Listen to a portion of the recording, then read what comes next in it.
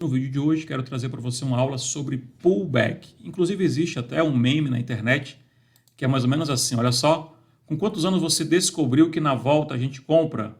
Era a sua mãe te ensinando sobre pullback. E aí você pode utilizar esse ensinamento aí, claro, uma brincadeira apenas, mas você pode utilizar esse ensinamento para tirar bons lucros no mercado financeiro, tá bom? Vamos lá explicando aqui de uma forma bem simples, bem prática, como sempre a gente gosta de fazer.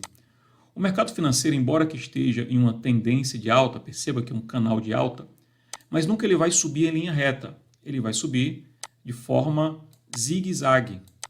E é nesse movimento de zigue-zague que o mercado faz que nós devemos procurar aproveitar os melhores pontos para estar comprando um ativo, que é o que nós chamamos de pullback. Eu quero explicar para vocês aqui duas estratégias que têm uma assertividade muito grande para pullback. São elas médias móveis e Fibonacci, ok? Então, primeiro eu vou falar sobre as médias móveis. Vamos lá, aqui eu percebo que o ativo está numa tendência de alta. Perceba, o ativo está numa forte alta. Só que como eu falei para você no início, ele não vai subir em linha reta, vai ter uma hora que ele vai dar uma recuada. E é nesse momento que ele dá essa recuada que eu vou aproveitar para fazer a compra em um preço mais barato. Em vez de comprar aqui em cima, eu vou esperar ele dar uma recuada, que é como se fosse uma mola para ele continuar subindo. Então vamos acompanhar aqui. Olha só, ele começou a cair e continuando, caindo mais uma vez. E o que eu estou esperando? Essa aqui é a média móvel de 9. Média móvel exponencial de 9. Eu estou esperando o ativo encostar na média móvel para que eu venha fazer uma compra mais segura. Eu vou explicar para você aqui na prática como é que funciona. Perfeito.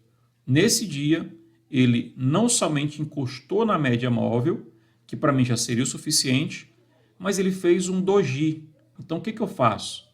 Eu já coloco aqui, ó, aqui em cima. Para quê, Alex? Porque se no dia seguinte romper esse ponto aqui, eu faço uma compra. Então, essa é a primeira observação sobre pullback. Quando encosta na média móvel, vamos lá, vou explicar para você entender bem. O ativo está subindo, voltou e encostou na média móvel. Alex, eu já compro na hora que encostar na média móvel? Não. Você vai comprar se no dia seguinte ele romper a máxima do candle que encostou na média móvel. Tá? Ficou bem explicado, né? Então vamos acompanhar para ver se esse trade daria certo.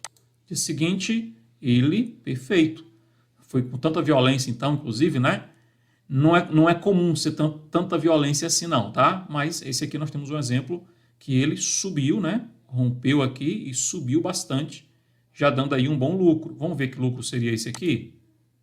Vamos ver o lucro total que ele pagou. Desde aqui de baixo, pagou 9,84% em um dia. Pullback, dando certo aí, encostando na média móvel. Vamos continuar vendo outros exemplos. Ele continuou subindo, pagou ainda bem mais do que isso. Vamos lá, continuando, subiu mais, subida extraordinária, hein?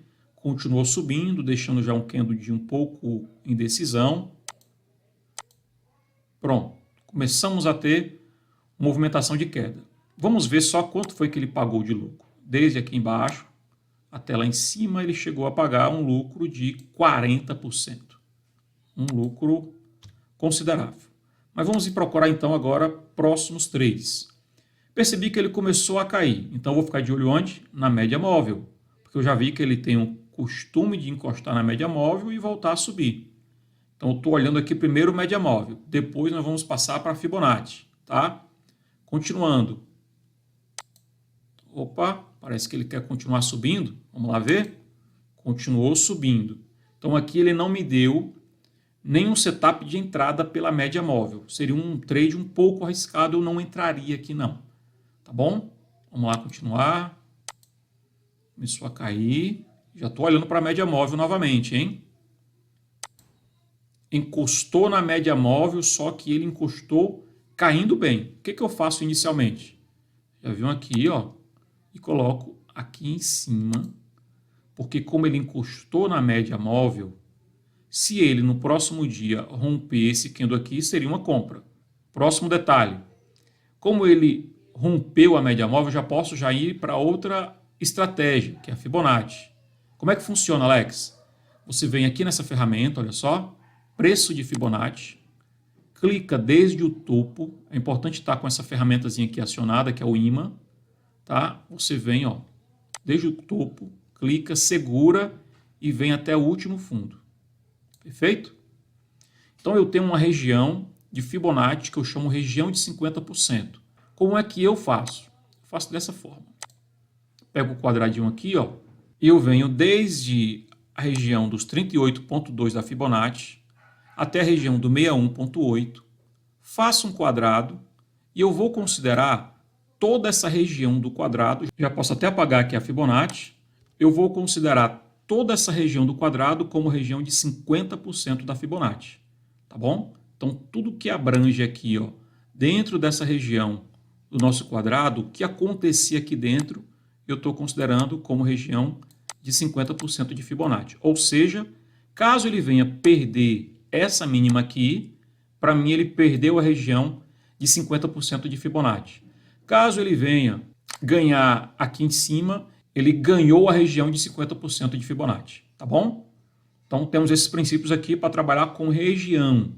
O gráfico ele não vai exatamente onde você quer e depois volta a subir. Ele trabalha por regiões e assim você tem uma assertividade maior. Isso aqui está o pulo do gato, hein, gente? Então nós temos duas situações. Primeira situação é aqui, ó, encostou na média de 9 e se vier a romper 28,48, que é a máxima do candle, seria uma compra. Só que eu tenho uma situação melhor ainda, uma compra mais barata ainda nesse pullback. É o que, Alex? É que ele está dentro da região de 50% de Fibonacci. Caso ele venha subir, ou seja, caso ele venha abrir um candle acima dessa região de 50%, já seria uma compra. E o stop, Alex? O stop seria nessa mínima aqui, ó. Tá? Na mínima desse candle aqui. Ok? Então vamos acompanhar como seria os próximos candles. Vamos lá, seguindo o trade. Próximo dia, quase rompe a região de 50%. Não daria compra ainda.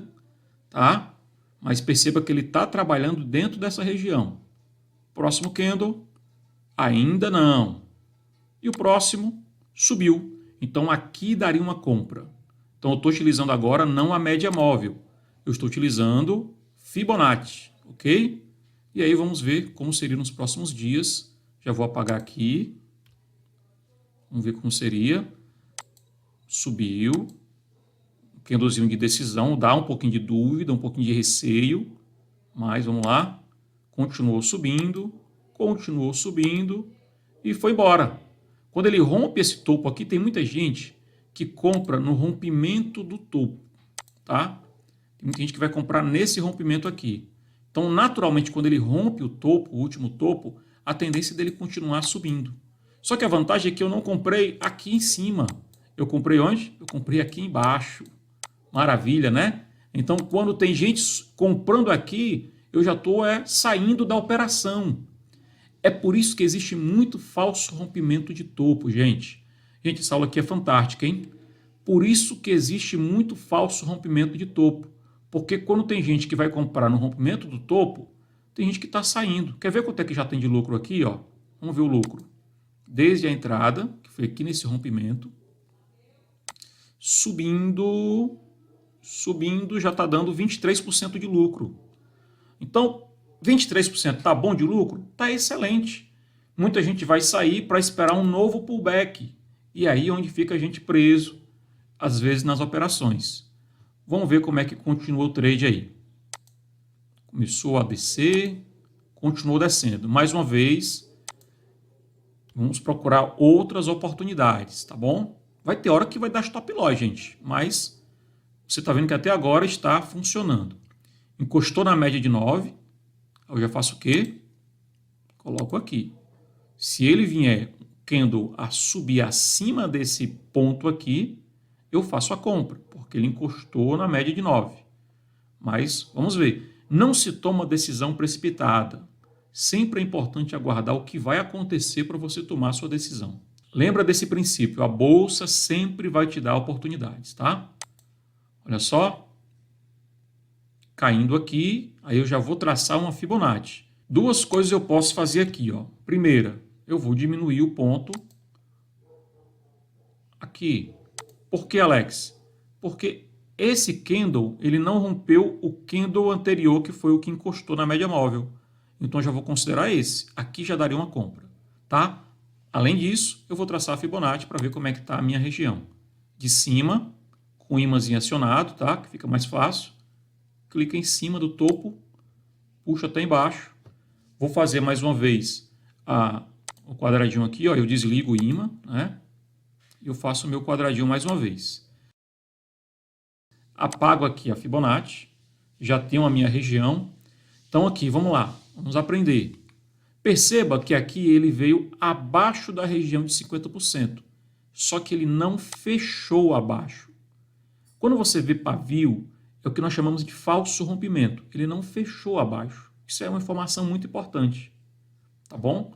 Por que, Alex? Ora, porque uma coisa é o candle fechar abaixo da região de 50%, no caso aqui 61,8. Outra coisa é ele deixar pavio lá embaixo. Isso aqui já me mostra um bom sinal. Qual sinal é? É que existe força compradora aqui nessa região. Ou seja, o ativo foi até lá embaixo, chegando aqui, os compradores já entraram comprando. Significa que tem gente querendo comprar nessa região, não quer que ele perca essa região aqui.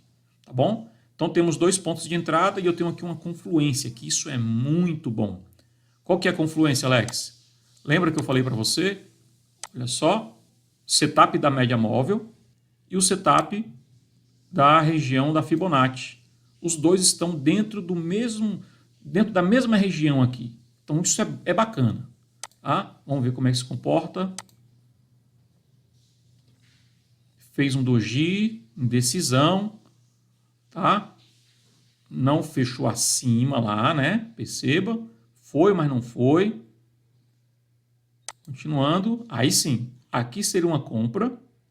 Inclusive, essa setinha aqui indica que nesse dia eu fiz uma compra em local web, hein, gente? Sempre que eu coloco essa setinha aqui, é informando o dia que eu comprei o ativo.